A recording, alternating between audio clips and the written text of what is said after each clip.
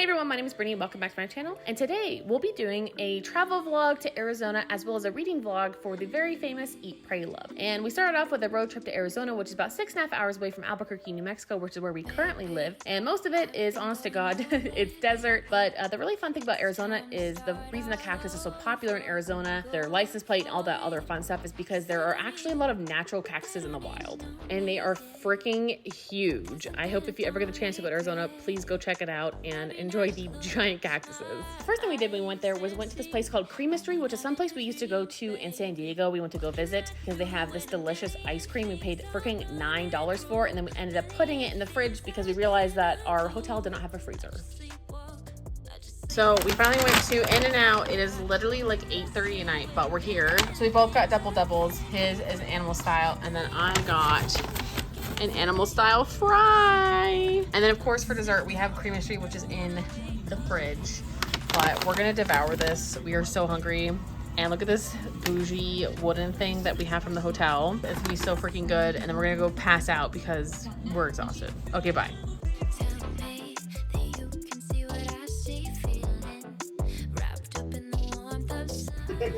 I look absolutely terrifying. Anyway, it's been a very long day. I'm exhausted. We're going to bed. And then tomorrow, what are we doing? Planet Smoothie, IKEA, Sushi Pinkberry? Is that it? That's the plan. I'll keep you updated, but I'm so fucking tired. I gotta go. Okay, bye. The next morning we had breakfast from the hotel, and actually it was a pretty nice continental breakfast with a lot of different options.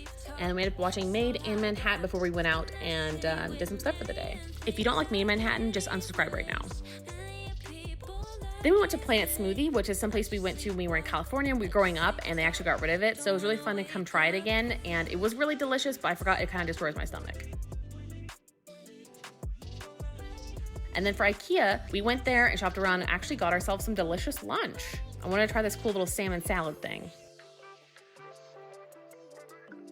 And then we went to get some boba tea, and this was the best boba tea I think we've actually ever had at this place. It was incredible. It was literally just called Boba Tea House.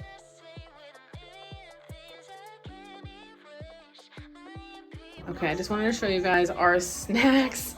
So a lot of these we did end up bringing. So we did bring the goldfish, we brought the jerky, we brought these olives, sun chips, and pistachios for the road, as well as Sour Patch Kids and the sour gummy worms. But we just went to Winco because they don't have Winco in New Mexico, but they had it here in Arizona. So there we got Twinkies, donuts. I did bring the banana in this, by the way. This is from breakfast. And then we got these garlic chip olives that they don't have anywhere I can freaking find. They were only $6 each, which was such a steal, and I'm obsessed with these. And then we got these little junior tippers and some sweet tarts. So this is a pretty crazy array of stuff. Also these horseradish chips, because we actually originally went to Winco to get these horseradish chips they don't have anywhere else but Winco. They're Winco branded, but apparently their chip factory burned down. So we decided to try these instead, but we're very upset because we really were planning on bringing back like 20 bags of chips. I'm not even kidding. And then I ended up getting this to try when we got home. I thought it would be kind of fun. And then let me show you what we got from IKEA. We went to IKEA today.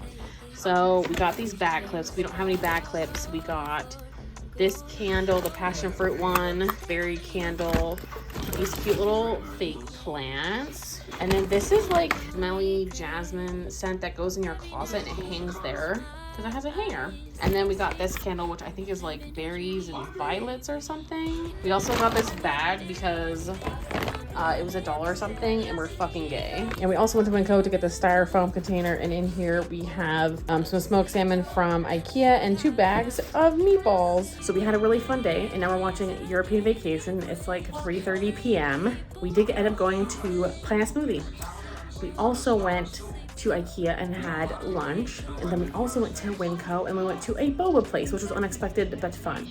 So the only things left are pinkberry and sushi. So we'll be doing that this evening, but now we're kind of just relaxing and deciding if we're gonna go to the pool or not. So that's pretty much what we're doing for the rest of the evening. Then for dinner, we went out to get some sushi and ended up at an all-you-can-eat sushi place, which I haven't been to a place like that in like 10 years. And honestly, it was incredible. You just had to eat everything on your plate or else you had to pay for it. And then we had pinkberry for dessert, which was my favorite things on the entire trip. And then the very next day, we drove home to New Mexico. What can I do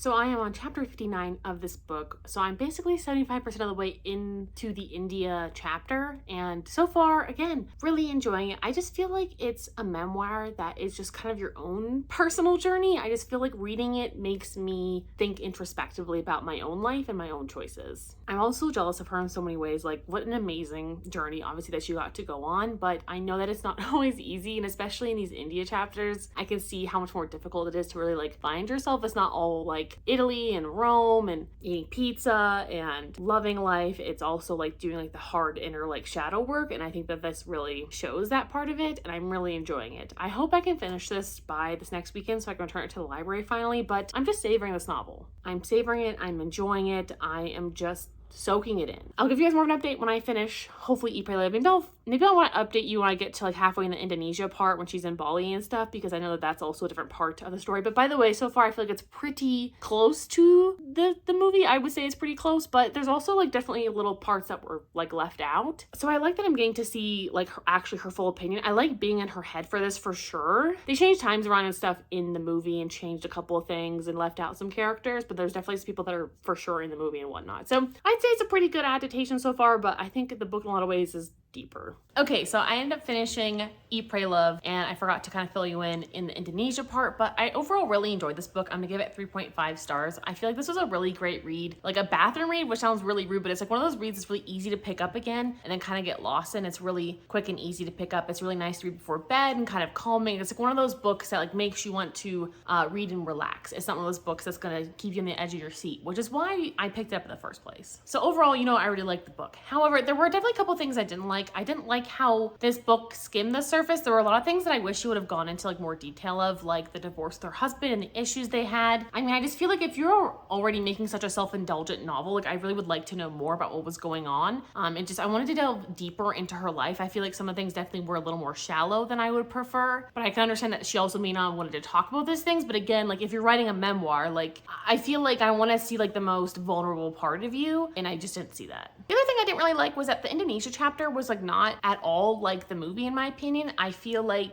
most of the Indonesia chapter was about like her friend Tuti, and like there was a lot of like things going back and forth with Tuti and how like she was like scamming them out of money or something like that, and it just wasn't the experience that I remember from the movie. Like in the movie part, I just feel like this part of the book is so much more enlightening. It just feels more spiritual, and like she's kind of finally like achieved her happiness, and then she meets her husband, like her, you know, they're divorced now like how many years in the future, I believe, and then she fell in love with a woman who had cancer or something like that. I don't know, I can't remember. But at this point in time for her book, and you know, the year prior, the man that she met with was her husband. He was barely even like in the book, I feel like, and then he was really skirted over, and I feel like he was such a big part of the movie, but maybe that's just my mind playing tricks on me. I just feel like he didn't have the same impact in the book, and most of it was about Tuti and going back and forth with her and trying to like get her to like finally give her the money and trying to get her like buy land, and it wasn't what I was expecting. I feel like the movie definitely took that chapter, like that giant part 3, and made it so much better and made it flow better.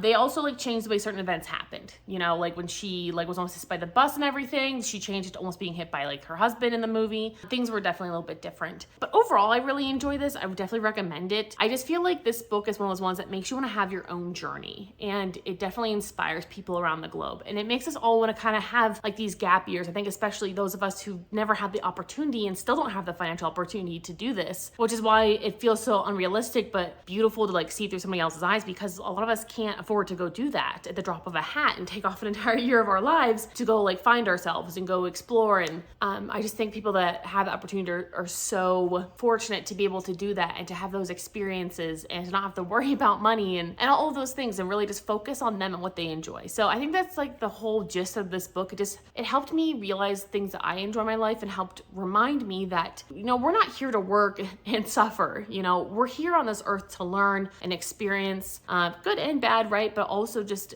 learn to find what we enjoy, learn our purpose. And I think that taking these kind of trips can definitely help people do that, but I think it's also just appreciating the little things. Enjoying that favorite meal of yours or going to watch the sunset, whatever it is that makes you happy, just go do it. You know, this book really helps me be grateful for those little moments. But I also will say the other thing I did not like about this book was that there was no epilogue about her life after the fact, because I think it would have been even more heartwarming and hopeful if we had like an epilogue of how her life was whenever she got back from her trip and how she assimilated and what she did. Maybe it was just her writing this book. I would have even preferred like a little epilogue being like, that man I met, I ended up marrying and all this stuff. Like, I just feel like we could have had a little blip, even if it was only a couple of pages and we didn't get much. I would have really appreciated an epilogue from this, but I digress. This whole travel vlog was really fun. It was really fun to go to Arizona. We really loved Arizona, but it was definitely too hot for us. So moving there was definitely not a possibility. And we didn't go there on purpose to like move there, but it was also kind of a possibility. You know, we knew we wanted to move somewhere else and we wanted to just try Phoenix because they also have an IKEA there, and it's the other